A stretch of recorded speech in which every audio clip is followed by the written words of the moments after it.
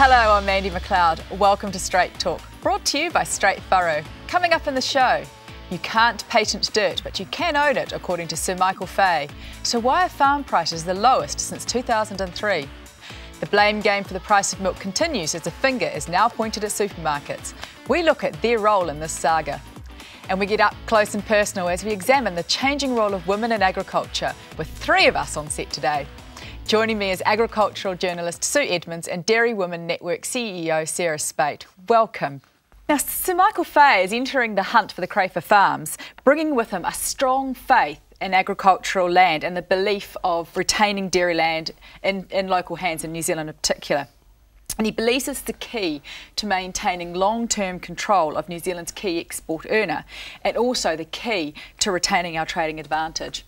So, in your experience, with Sir Michael Fay saying that, why is it that we've seen, the price of land lunch back to 2003 prices? Because it was totally unreal the way it was.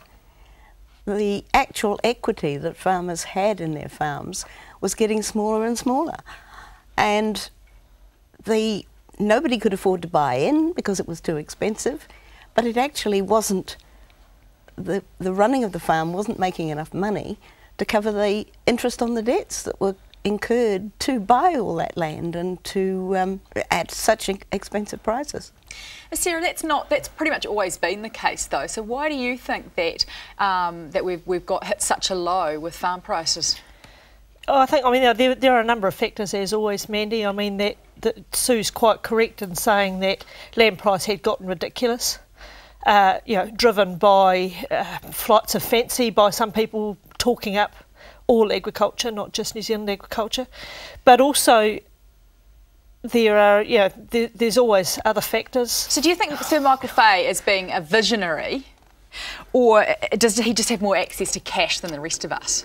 I think he's being as cunning as he usually is. Do you want to explain that, Sue?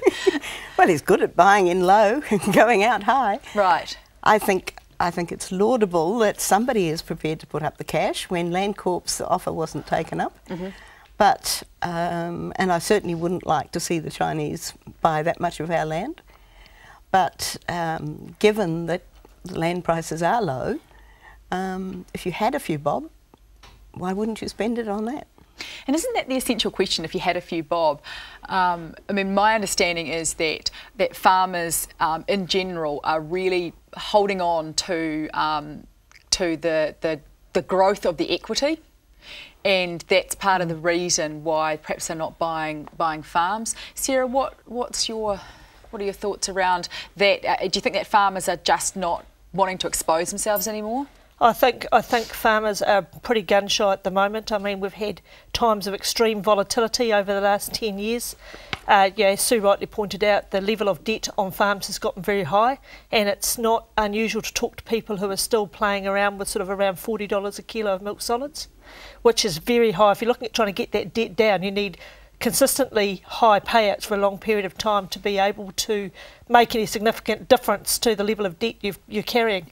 So there's a lot of people looking at, rather than expanding in a time where there's probably quite good opportunities to do so, they're looking at reducing that debt and to improve the equity in their farms. So who do you think is milking the cow really? The debate is continuing over the price of milk. and where it comes down to, the fault lying and the villains is the supermarkets coming in as being a new villain here. Sarah, what do the women that you represent think about this? Oh, I think most women think the debate is ridiculous because, the price to farmers per litre is a very small part of the total retail price of milk. We're looking at about 66 cents at the moment per litre of milk, isn't it? Yeah. So, like anything, farmers, they accept the wholesale price, and then that goes through a number of hands, and then, as consumers, of course, we pay retail. And most of the women scoff that I deal with because they buy milk anyway. Most mothers now tend to buy milk rather than take milk out of the vat. But I suspect, given supermarket prices, that there's a bit more coming out of the vat than there used to be. So why do you think there's not more more pressure put on the supermarkets to reveal the true margin of milk? And why is the farming voice so apathetic from the grassroots farming perspective? I think a lot of the blame can probably be placed at Federated Farmers for the last few years. I think the last presidents we've had who've cried wolf on every occasion have simply meant that credibility went down the drain. You can only scream that you're hurt when you really are hurt, and the tendency got to be that anything that was said against farmers was hurting. And of course mud sticks. With 3 women, obviously. So I want to talk about what is the changing role of women in agriculture. We've got a Dairy Women's Network represented, we've got agricultural journalism on both fronts and consultancy. Have you guys seen in the last 10 years of your career a change in the way that you operate and the change that the women that you're interacting with? Sarah, I'll start with you. Yeah, I was very fortunate probably coming into the industry at a time where women were just starting to get a toehold in dairying. As I was a consulting officer, I was probably quite fortunate that most of the farmers I dealt with around Cambridge were reasonably kind to me. Heading down to Southland, where it was still very much sheep and beef oriented, I found that much tougher.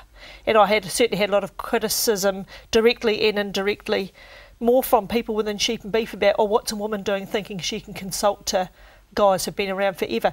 So I think the dairy industry's always been quite good at accepting women as part of the deal, probably because they have such an influential role on farm, not just out there, doing the farm work, but also running the business. And certainly a lot of the women I deal with are very involved in making strategic decisions and making tactical decisions around finances. So why are we not seeing more women on boards? It's extremely hard to break through that ceiling, and you've got to have time, and you've got to have contacts, and you've also got to persuade a lot of men who think that they're very comfortable the way they are and don't necessarily want someone who comes in and asks awkward questions. There's been quite a bit of research done that says that women feel they have to be able to contribute 100 to 110% to even stand for a board, whereas men are quite comfortable thinking, 60%'s okay. And men have a lot more innate self-confidence. A boardroom tends to be a very male environment in terms of how boards run. Whereas women have a lot to offer. I mean, most of our community boards, if you look at school boards, you look at community boards, start to look at things like regional councils, we are getting more and more women putting their hands up and taking those roles and taking chair roles and that kind of thing. So do you think then, as we look at the death of a lot of other nurturing opportunities for board positions, that women are going to come up through the roles that they're taking and actually better qualified for being on boards than a lot of men? I kind of hope so, Mandy. And I think if we can make women understand that those experiences are really valuable and they need to sell those experiences, but we can also educate people in the community who are voting, particularly in the elected board process, that being on the school board is not just a nice sit round, have a cup of tea kind of thing. It's actually you are running a reasonable sized business and are expected on behalf of the community to do a very good job of that. If we can value that experience as highly as being on being on a the rugby club board or whatever, then perhaps we'll start seeing a bit more traction. Fantastic, thanks guys. Coming up after the break, pork that glows in the dark, carcinogenic sprouts and metallic rice are all discovered in a Chinese tainted food expose. So why are we still complaining about the cost of food in New Zealand? New Land, the proposed 24-hour media watchdog, aims to respond in real time to foreign slurs. We discuss why we need such a beast to protect our agricultural flock from the international media wolves. And is farming a cancerous practice for those growing up on beef and chicken farms? All this when we return.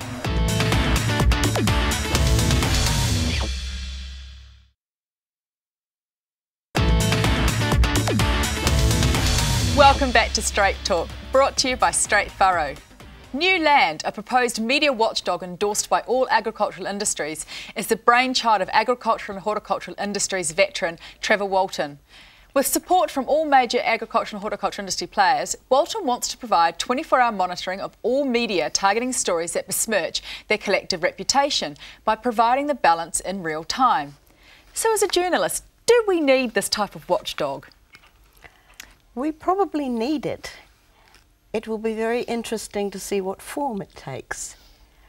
I think that there can be an awful lot of we're right because we're the backbone of the nation attitudes, rather than actually taking these things seriously and looking at providing some detail about why they've got it wrong. If that can do that, then I think that'll be fine.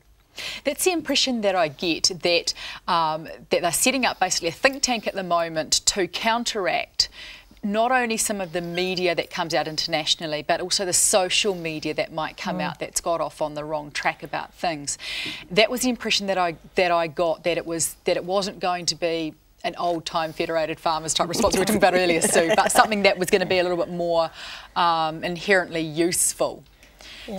That is the difficulty these days, isn't it? That with social media, opinion becomes fact. Yes. And you'll find people quoting blogs, but David Farrar says, or Brian Gaynor says, as if it's absolute fact rather than their opinion. So I think, it's probably quite a good idea to have someone responsible for monitoring that, so that the industries, that are being besmirched can actually make some logical comment in response to say, well, actually, this person isn't quite 100% correct. I mean, at times we do need all the help we can get, but as you say, so it's got to be factual and not the cry wolf type of variety response.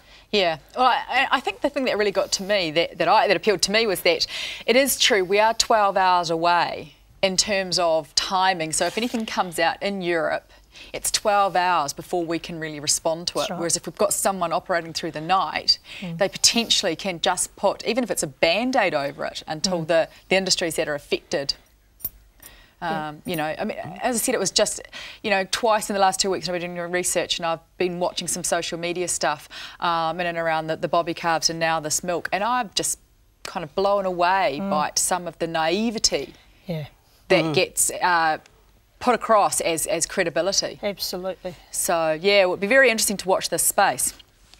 Now, the other thing that I saw was pork found in China that was so pumped full of chemicals that it glowed in the dark. Japan has instances of radioactive beef. There was salmonella turkey, I think, in the US, and carcinogenic sprouts and rice that was loaded with heavy metals. These have all been in the headlines on Monday around food safety, with China obviously having the big one. And if you relate this back to the price of milk, it's no longer the price of bread, the price of milk.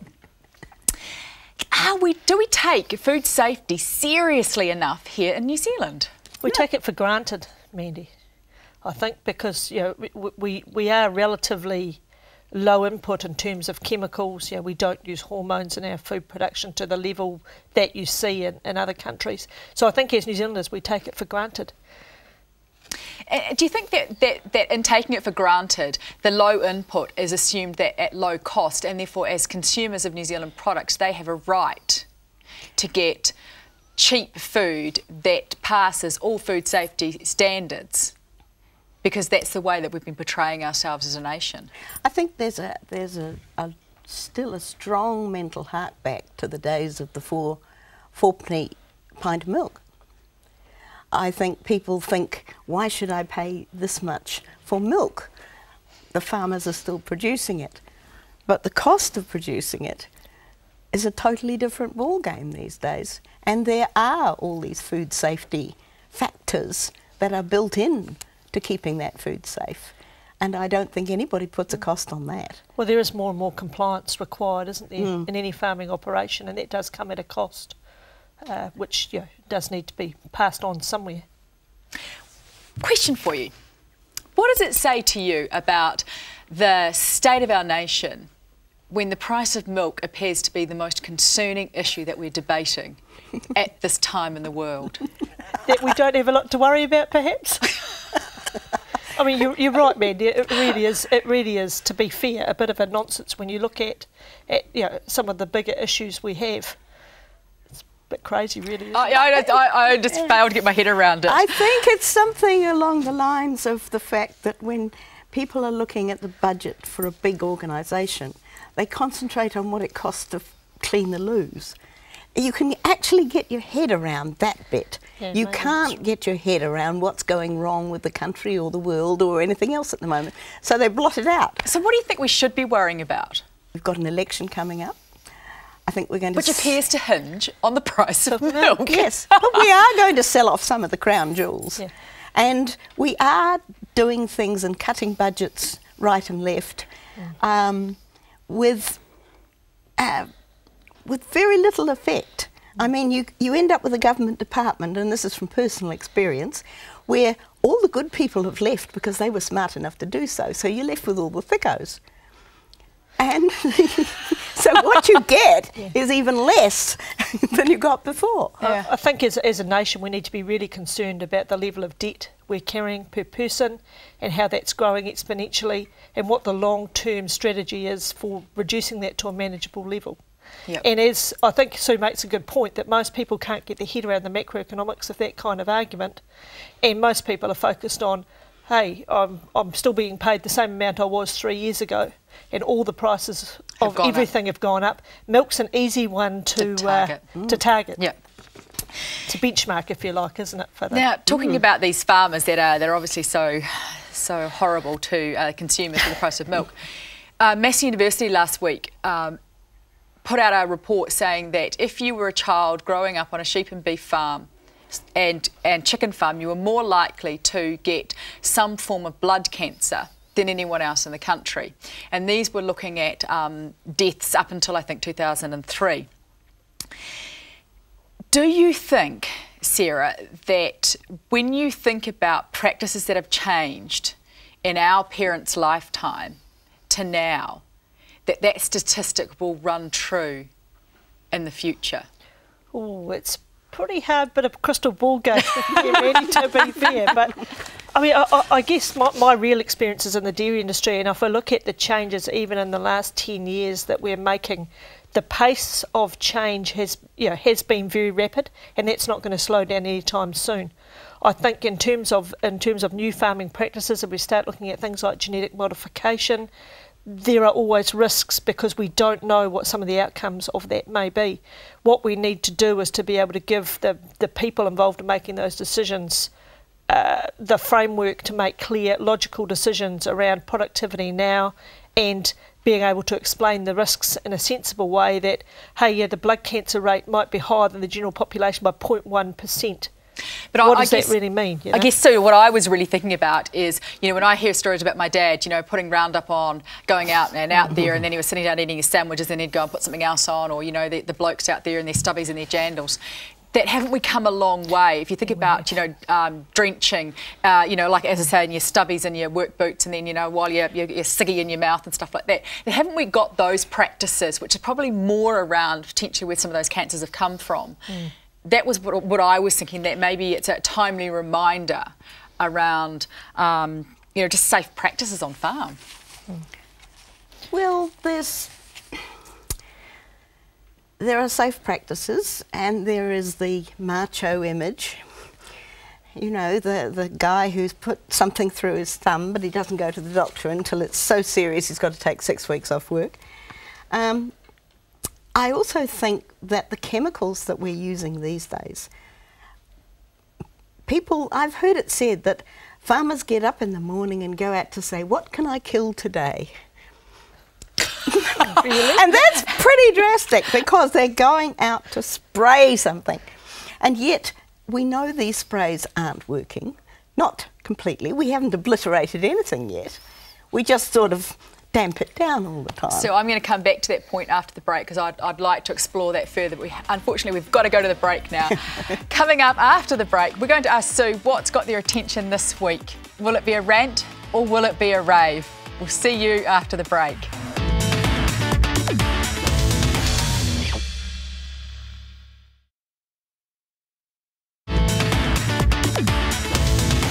Welcome back to Straight Talk, brought to you by Straight Furrow. It's time now for our weekly rant and rave. So I'm coming back to you. Farmers get up in the morning because they're going to have to kill something. That is my rant. What on earth is that about? It's got to the stage where we don't necessarily look at how we could avoid these plagues. It's got to the stage where we've got to do something about them. And that involves going out and spraying the bugs or spraying the mildew or those sort of things. And yet, here we are. I went to the Plant Protection Conference last week, and they had a session on pasture persistence. And we looked at all kinds of things that are eating pasture. And every single presentation said, we need a biological solution because the sprays don't work, not well enough. So I guess that what that means is that we've got to shift our image and start looking more at what's happening in our soil biology. And I know that it's been said on the show in past that we've really let our soil science industry down because we don't have any credible people coming up in that soil science sector in our research departments anymore, do we? It's a real hole. Sarah, have you got a rant or a rave for us? I guess it's that time of year where I think we should be celebrating all of the people out there doing the hard yards. We've had a week of huge climatic extremes. I know that we basked in sunshine on the middle of last week, and then all of a sudden over the weekend, we've been hit by snowstorms and all sorts. So I'd just like to take my hat off to all the people out there rescuing calves, rescuing lambs, making sure stock are fed, and hoping that you've at least got power at home and are able to get a good nutritious meal inside you before you go out for the next onslaught. Yeah, here, absolutely. Sue, any more rants or raves? I'm sure you got one tucked up your sleeve for us. Well, it's a bit of each way. I have in the past been very involved in industry training, and last week I met someone at Dairy NZ who is a trainer, and we had a very interesting conversation about the fact that Dairy NZ is actually getting much more into training rather than extension, because the feeling is that extension is all very well. People come, they watch, they listen, they go home. Does it make any difference?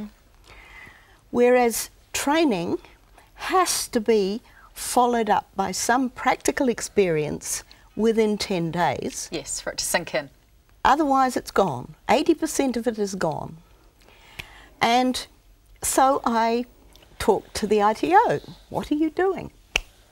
They found that rather than just training trainees, they are needing to train trainers. Yes. Farmers have to become trainers again. Just like in the old days of the Farm Cadet Scheme, where the farmer who had a cadet had to work with it. These days we've got farmers and farm managers, and very often the farm managers are stretched like bad elastic. Yes. And they're not necessarily finding time or interest to take in the trainees. Now, many of these trainees these days come from town. They don't have all that inherent farming experience, and they need to be shown how to do things, and then they need to be watched while they do it, and not just once. And so you're saying the answer is we've got to get our farmers trained as trainers. We have indeed. A little bit like the old cadet scheme. But again, this is where government funding and government resources fall down, because to be a trainee under the industrial training system, you have to have an employment contract. So if you're a self-employed farmer, you don't qualify. So to be trained, you'll have to pay for it. The whole system is illogical. Oh, it's completely crazy. Yes. Oh. Well, before we go, I just want to talk to everyone about Bernard, the lonely Mallee bull who was on the island last week. Now, I had response to Bernard being on the island and wanting to get off to join his girls, and that he was getting cranky.